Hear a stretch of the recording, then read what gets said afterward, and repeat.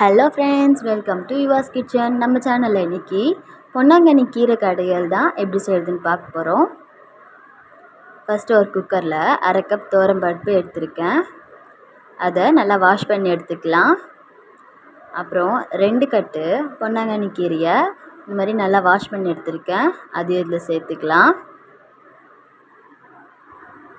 சேர்த்துட்டு 2 வெங்காயம்,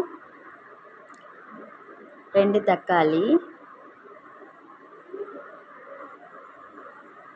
காரத்துக்கு ஏற்ற மாதிரி பச்சை மிளகா, கொஞ்சமாக பூண்டு, ஊற வச்ச புளி சேர்த்துருக்கேன், கொஞ்சமாக மஞ்சத்தூள், ஒரு பிஞ்ச் பெருங்காயம் சேர்த்துட்டு இதுக்கு தேவையான அளவு தண்ணி சேர்த்துக்கலாம்.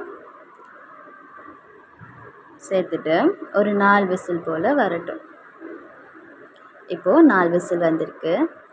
இதை இப்போ தண்ணியெல்லாம் வடிகட்டிட்டு பருப்பு சட்டியில் மாற்றிக்கலாம்.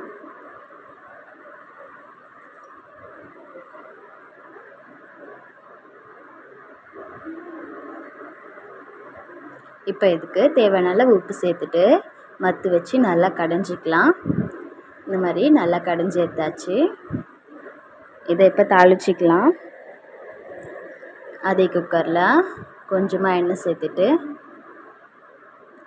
எண்ணெய் காய்ச்சதும் 1 ஸ்பூன் கடுகு,